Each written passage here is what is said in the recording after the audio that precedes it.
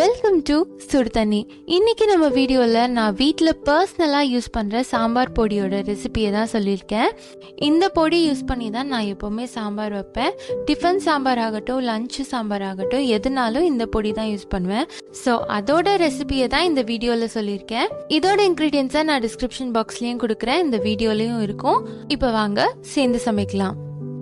இந்த சாம்பார் தூள் செய்கிறதுக்கு 1/2 கிலோ காஞ்ச மிளகாய்,